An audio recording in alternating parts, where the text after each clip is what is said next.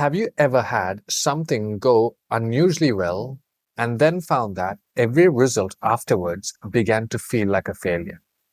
Maybe it's a business that you started off very strong in the first month, or a piece of work that you put out into the world gained a lot of attention that you didn't expect.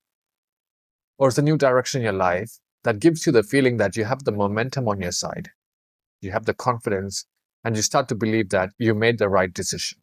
But very quickly, that success can also start doing something else. It can begin teaching you what should happen next. Initially, what came unexpected now becomes the standard. So instead of receiving the present as new information, we start measuring this present against what happened before. In this teaching, I want to explore how success can quietly decide what to expect, what to compare, and eventually what you're able to notice. I began thinking about this through a woman who had opened a vegan restaurant. She had no prior experience running a business. She had worked in healthcare, but she wanted a creative expression of something that she genuinely cared about. So she prepared the restaurant over 6 months, leased a property in a very busy area, gathered a small team, and she spent a great deal of money and attention into the interiors, to the kitchen and the menu, before she had even opened the doors. And because there were other vegan restaurants in the area, she did not have much expectations, at least for the first few months. But the first month exceeded all her expectations. Customers kept coming in, tables kept filling up, and revenue was much stronger than what she had anticipated.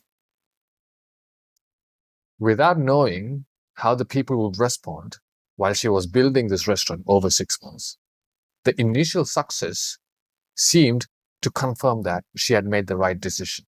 And almost immediately, success began suggesting what should happen next. She hired more kitchen staff, enlarged the menu, introduced takeaway and delivery, invested more in marketing. That initial success seemed to suggest that it was time to expand. And then the second month began. Fewer people started walking through the door. And her attention quickly moved towards comparisons. She compared the first week of the second month against the first week of the opening month. She started calculating the difference in customers and revenue. The restaurant had not failed. It had barely been open long enough to reveal what the actual rhythm is. That initial success had already established what the business should look like. So the quieter days in the second month almost felt like it was not new information. It was evidence that something had gone wrong. Success had gained authority before it had properly been interpreted. A first success quickly becomes a responsibility. What initially arrives as an unexpected result becomes something that we need to preserve, something we need to repeat, and eventually we use it as a measure of everything that follows. That first success may have been a reflection of many different conditions that came together. Preparation mattered, of course, food mattered, location may have mattered, but so does timing, curiosity, novelty, and excitement surrounding a new opening. The result arrived before there was enough time to properly understand what may have been the conditions that caused that initial success.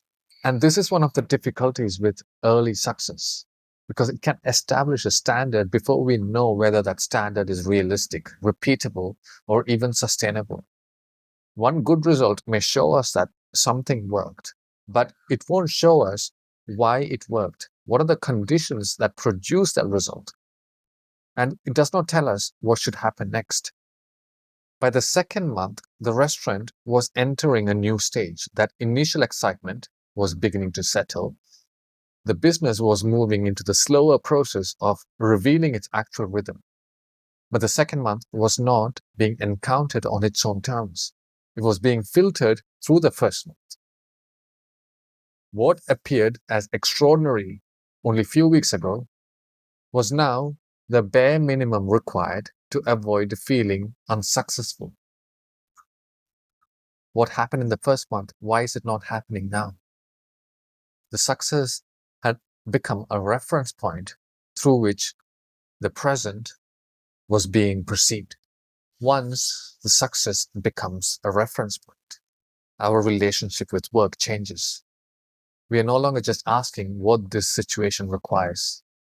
Our attention begins organizing itself around another concern. How can I produce the earlier result again? This does not mean we stop paying attention. Often we pay more attention than before. We check more, we compare more, we work harder. We become increasingly sensitive to anything that suggests decline. But our field of perception begins to narrow. There were other questions the restaurant needed time to answer, like which dishes are people returning for? How is the demand changing across different days? Which parts of the menu are being ignored? And was additional staff actually necessary? The business started to reveal its actual rhythm in the second month, which could not be revealed in the first month. These are questions of exploration, and they allow the situation to be encountered as it is developing. But preservation asks something completely different. Preservation asks, how can the present reproduce the past? The numbers of the second month are not simply just numbers. They are measured against what had already happened. And it's also interpreted according to whether that success can be secure. This is where effort becomes forceful. We tend to add more into our days. We tend to spend more. We tend to rush our decisions, have more urgency, tend to work longer hours. Not because that is the appropriate thing to do in that situation, but doing more appears to be the fastest way to restore that earlier momentum. So work becomes less about exploring the possibilities of now, and it becomes something that we do to protect that earlier experience. At this stage, we may be paying more attention than ever, monitoring everything with an expectation already in place. And this is different from sensing. Monitoring asks whether success is continuing, whereas sensing asks what the situation is actually showing. And sensing is not just bodily sense. Body is part of a wider field of sensations. Sensing includes the body, the environment, the timing, relationships, resources, and the movements that's already in place. It includes what can be noticed immediately, and it also includes what can become visible through time. The restaurant owner could hire more quickly. She could invest more in marketing more quickly. But sustainable demand only becomes visible over time. The action was moving much faster than the information. The fact that action is possible does not mean the situation has revealed enough for this action to be appropriate. Sometimes the next action is to simplify. Sometimes it is to preserve cash. Sometimes it is to test one change at a time. Sometimes it is to wait. Sometimes waiting no longer provides any new information, so action is required.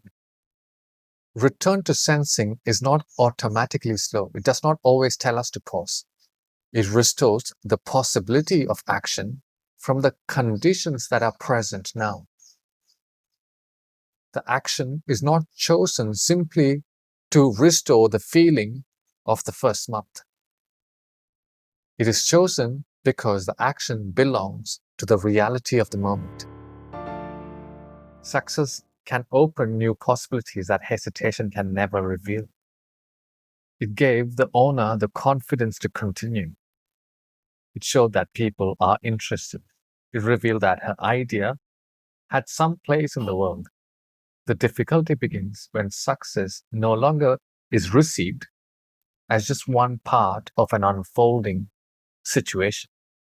It becomes the place from which every future moment is judged. We no longer just remember about what worked, but we start living in the memory of that success. Return to sensing does not ask you to forget what worked. Rather, it allows to carry forward what success taught without forcing the future to reproduce the past. If this teaching helped you recognize something in your own experience, you can receive the next Human Nature essay and teaching by email. You'll find the link below this video.